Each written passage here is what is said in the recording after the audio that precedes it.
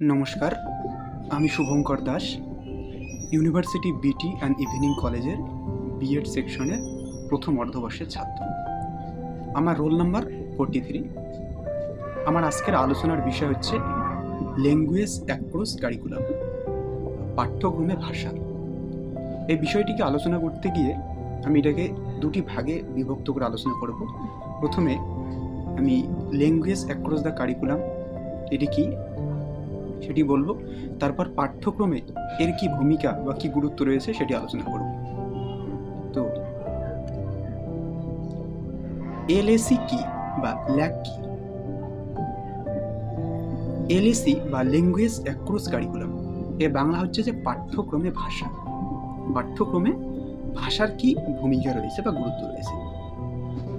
তবে এলএসি বলতে একটি মৌলিক দৃষ্টিভঙ্গিকে বোঝায়, যেখানে ভাষা কেবল একটি বিষয় হিসেবে নয়, বরং বিজ্ঞান, গণিত, ইতিহাস সহ সমস্ত বিষয় বোঝার ও প্রকাশ করার প্রধান মাধ্যম।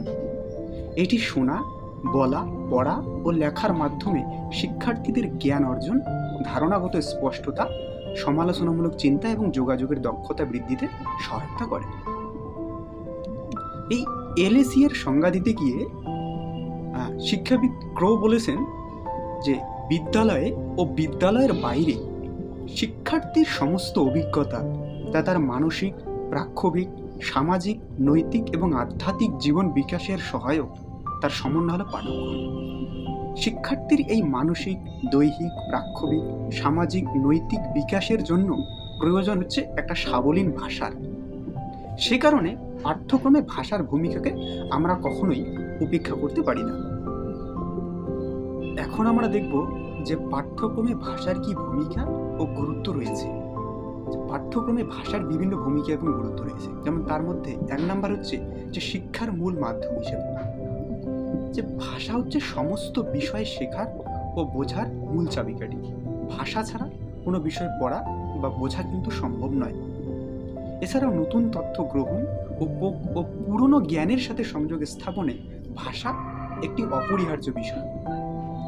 দুই নম্বর হচ্ছে চিন্তা শক্তি ও জ্ঞানীয় বিকাশের ক্ষেত্রে ভাষা। ভাষা ও চিন্তা এটা হচ্ছে একে অপরের পরিপূরক, একে অপরের সাথে গভীরভাবে সম্পর্কযুক্ত। এটি শিক্ষার্থীদের ধারণাগত স্পষ্টতা, বিশ্লেষণাত্মক ক্ষমতা ও মানসিক সক্রিয়তা বৃদ্ধি করে। তিন নম্বর যে পয়েন্টটা বলতে হয় সেটা হচ্ছে যে মৌলিক দক্ষতার উন্নয়ন। যে ভাষা একজন শিক্ষার্থীর মৌলিক দক্ষতার কি উন্নয়ন ঘটায়। এখানে প্রধানত চারটি জিনিস বলতে হয়। এক নম্বর হচ্ছে পঠন, দুই নম্বর লিখন, তিন নম্বর শ্রবণ এবং চার নম্বর কথন। এই চারটি দক্ষতার মাধ্যমে ভাষা শিক্ষার্থীকে বিষয়বস্তু আয়ত্ত করতে ও তা কার্যকরভাবে প্রকাশ করতে সাহায্য করে। শিক্ষার্থীকে কোনো বিষয়ে পড়তে গেলে বা লিখতে গেলে, শুনতে গেলে এবং বলতে গেলে প্রয়োজন ভাষা। তাই ভাষা মৌলিক দক্ষতার উন্নয়নে বিশেষভাবে সহায়তা করে। চার নম্বরে যে পয়েন্টটা বলতে হয় সেটা হচ্ছে যে ভাষার মাধ্যমে মত প্রকাশ। ভাষা ছাড়া কখনোই মত প্রকাশ করা সম্ভব নয়।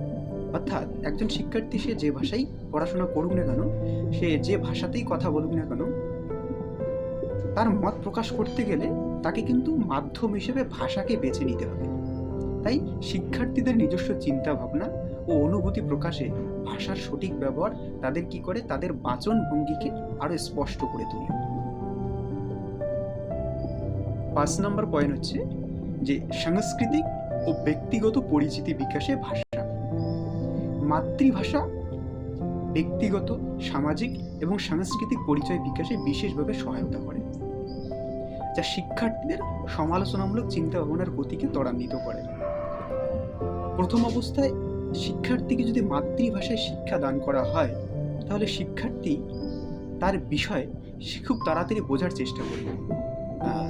যদি কোনো শিক্ষার্থী কোনো ভাষা, আলাদা কোনো ভাষা, যেমন ধরো ইংরেজি ভাষা সে ঠিকঠাক মতো পারে না, কিন্তু সেই ভাষাতেই তাকে যদি শিক্ষা দেওয়া হয়, তাহলে কিন্তু সে বিষয়টা ঠিকঠাক মতো বুঝতে পারবে না, তার সময় লাগবে অনেকটা।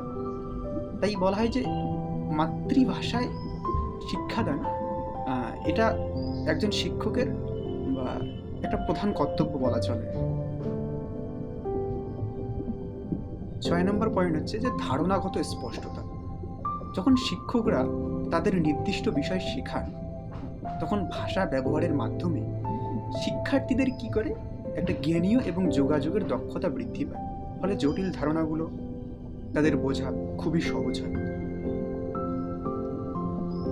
এবং পরিশেষে উপসংহার হিসেবে যেটা বলা যায় সেটা হচ্ছে যে পাঠ্যক্রমে যেটা ভাষার ভূমিকা কিন্তু অত্যন্ত গুরুত্বপূর্ণ। এটি কেবল বিষয় নয়, বরং জ্ঞান আহরণ এবং তা প্রকাশের মূল সরঞ্জাম। এই দৃষ্টিভঙ্গির মাধ্যমে কেবল ভাষা ক্লাসে নয়, প্রতিটি শ্রেণীকক্ষে ভাষার সঠিক ব্যবহার নিশ্চিত করা হয়, যা বিষয়ভিত্তিক জ্ঞানকে আরও সুদৃঢ় করে।